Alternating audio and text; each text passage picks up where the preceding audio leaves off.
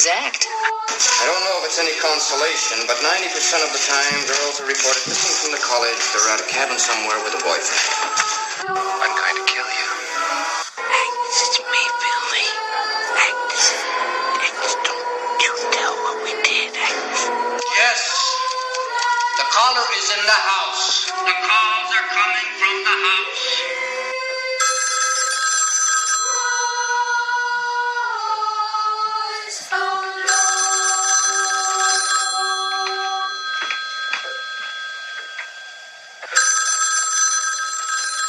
Good evening. Welcome to this week's edition of the WayBack Movies Podcast, a show where we review the best and not so best of 80s and 90s cinema, because really, fuck the 2000s. My name is Steve, and with me on this crazy journey, Justin. Doctor. And we're back with a movie, like we do.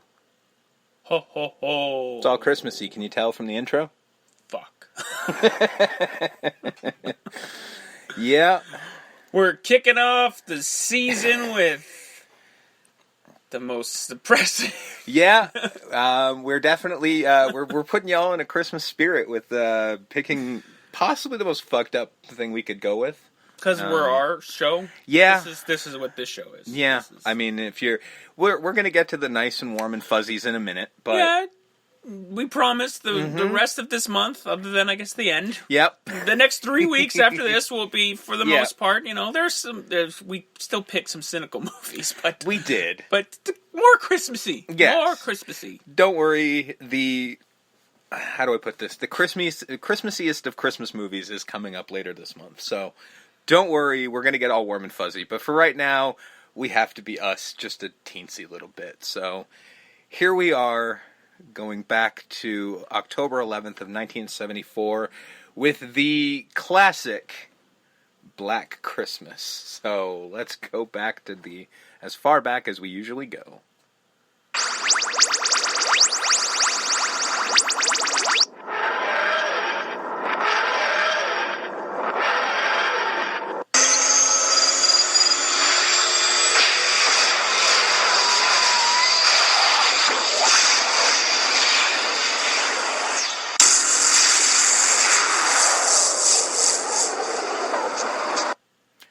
Okay, here we are, 1974.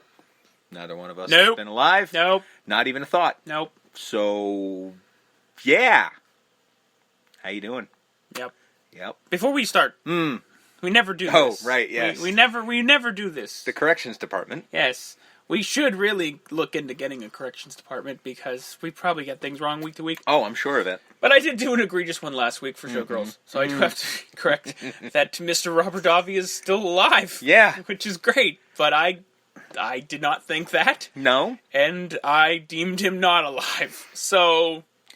Sorry for prematurely burying you, sir. Sorry about that. Yeah. So sorry. Sorry. So... Yeah. Just wanted to get that out of the way, but yeah, we really should get into getting a corrections department. Yeah, if anyone wants to volunteer for such things, we have a email, right? No. No? No. Oh, okay. Well, we're rinky-dink. Instagram? We had that, right? Yeah, WayBack Movies Podcast. There you go. Write it on the page. Find us there. Rate it. Hey. You fucked up. Yeah. We would appreciate that. Also follow us. Tell your friends. Give us a 5-star review. These are things we don't usually recommend, but it is the Christmas season, and if you like what you hear, have pity on this rinky-dink little bullshit program.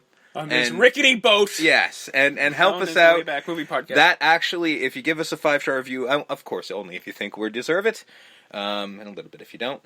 If you're on the fence, just go with 5. Just help us out. It does help the show out a little bit. 5, straight up. Yeah, it's a very simple thing. Help us out, you know. And if you think we suck, try not to say anything. It's the Christmas season. Be nice. It's goodwill towards men. And all we're trying to do is entertain. We know we fail. Just have a heart. Okay. Let's talk about some murdering. Let's talk about some murder. So Black Christmas, October 11th, 1974. Produced and directed by Bob Clark. Yep, that one. Yep. Again, we'll get there this month. We'll get to there. And we'll even get to his other movie he's notorious for. He made another one. Are you even aware of this? I don't think. He made Porky's. Oh, yeah. We'll get there someday. One day. I mean, it's not a Christmas movie. Although, I would watch a Christmas movie about Porky's. I really would. Mary's, No, I really wouldn't. Mary The Porky's Christmas? No. Yeah, there you go. Did you ever see the sequel to Porky's? Oh my god, is it fucking terrible. Yeah. We'll get there someday. Written by A. Roy Moore. Distributed by Ambassador Film Distributors in Canada and Warner Brothers in the United States. Box office of $4 million against a budget of $620,000. Money! There's some money for you. In the 70s, that's money. And I know this motherfucker continues to make movies. Or money, I should say. Both. Yeah. So the cast. Olivia Hussey is Jess Bradford. How dare you? I know. When I wrote that down, I'm like, you can't. There's got to be another way to pronounce this. There has to be. There's no way. Who say? That's what I thought. I was hoping, but no, it's Hussey. Her name is Olivia Hussey. All right. That poor girl must have just been through some hell. Weirdly, I kind of hope it's a stage name, but I can't imagine you'd saddle yourself with that. But you never know, right? The Hussey family. Keir Delea is Peter Smythe. Margot Kidder is Barb Conrad. John Saxon is Lieutenant Kenneth Fuller. Marion Waldman is Mrs. McHenry. Andrea Martin is Phyllis Phil Carlson. James Edmund is Mr. Harrison. Doug McGrath is Sergeant Nash. Arthur Art Hindle is Chris Hayden. Lynn Griffith is Claire Harrison. Second appearance. Which now that I'm literally looking at it going, oh yeah. Strange Brew. This proof that I copy and paste these names down. Can you tell? Michael Rappaport is... Not that one. Not that one. Is Patrick Cornell.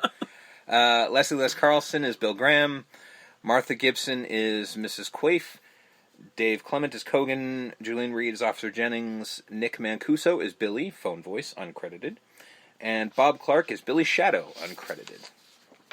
Because, kind of important. Billy's a bit of a central character in the run, I think. Yeah, he's kind of the, main bad guy here. Mm-hmm. So, production of this little picture. Roy Moore wrote the screenplay under the title Stop Me, based on an urban legend, The Babysitter and the Man Upstairs. Moore also claimed to have been inspired by a series of strangulation murders that occurred during the holiday season in the Westmount area of Montreal, Quebec between 1968 and 1971. This is most likely the Canadian serial killer Wayne Borden, who killed 3 women in Montreal between October of 1969 and January of 1970. His 4th known victim was murdered in Calgary, Alberta in May of 1971. Bowden was known as the Vampire Rapist. Fucking Merry Christmas, folks. Quite the name. Isn't it, though? Although Bob Clark claims there was no inspiration for the film. Bullshit. Just saying, buddy. Vampire what? No. Yeah. Not my picture. Maybe not Mr. Vampire Rapist, but definitely Babysitter to the Man Upstairs. Old wives' tale of, babysitters in the house getting all these obscene phone calls. They trace the call and find out that the call's coming from inside the house. Several movies have done this. Yeah, this is the first. This is the first, but that is an old wives' tale.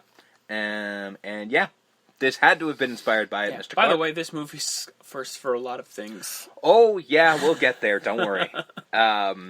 Film producer Harvey Sherman and Richard Scouten and Timothy Bond rewrote the script to give it a university setting.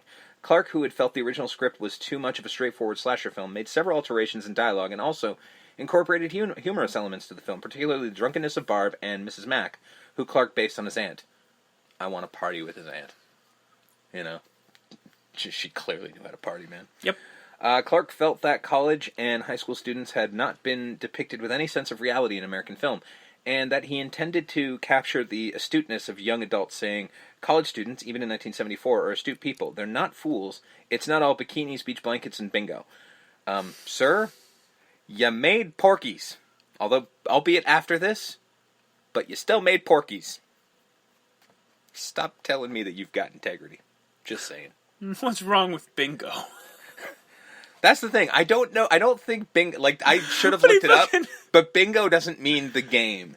It's something else, and I don't know what it means. It's from all those beach party movies, isn't it? But what does that mean? And I forgot to look it up, because I know it's a thing, I just don't know what it means, because, I was born in the 80s, and by that point it was... And beach parties didn't happen in the 80s. They really didn't. I don't remember ever seeing any of those beach Although- parties. No one although- broke into song. Although that's not true, because we just did one at Police Academy. They had a beach party. They did, but again, that never happened. I've never been to a beach party where women were just taking their gear off left and right. We grew up in Canada. Yeah, it's Our too beaches- cold. our beaches aren't are only exactly- around for, what, a week? And then even then, you don't Yeah. want to go on them. Most of them. That's actually kind of true, actually. At least in this city. Uh-huh. According to director Bob Clark, the original script for the film featured murder scenes that were more graphic.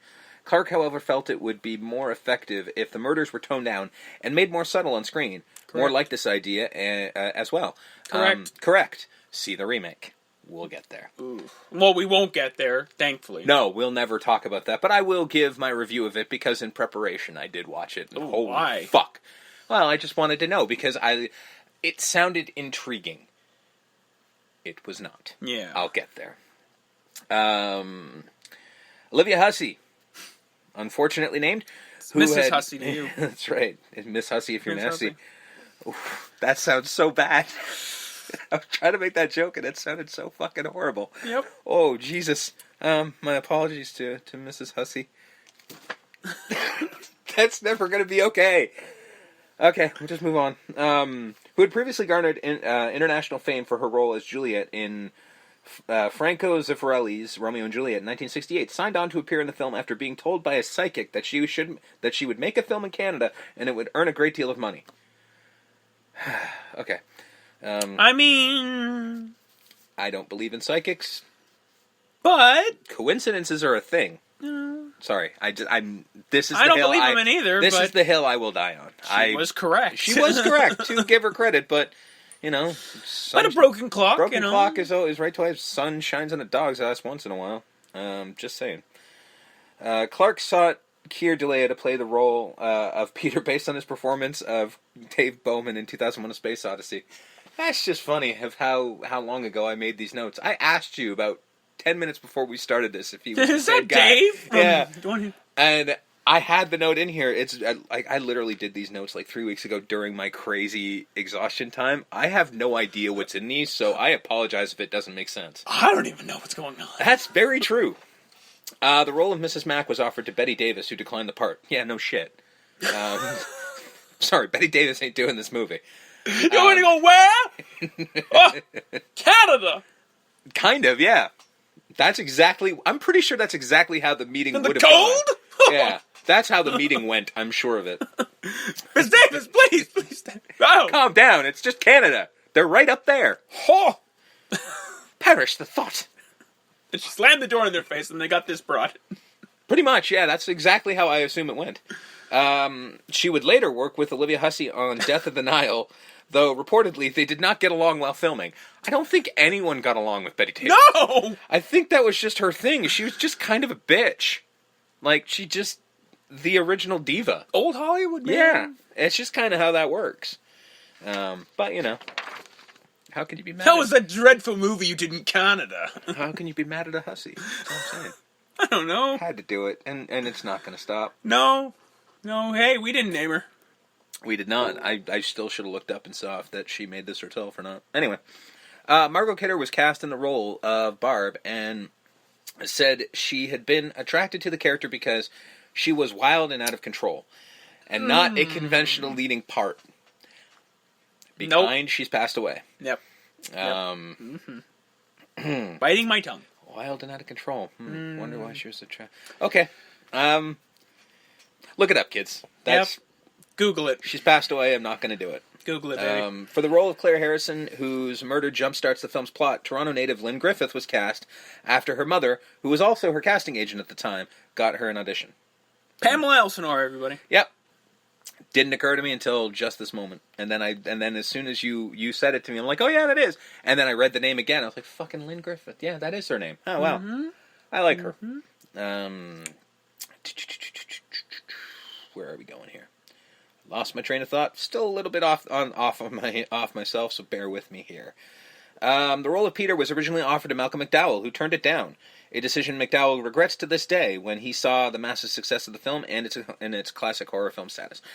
I'm shocked that Malcolm McDowell turned anything down at this point in time.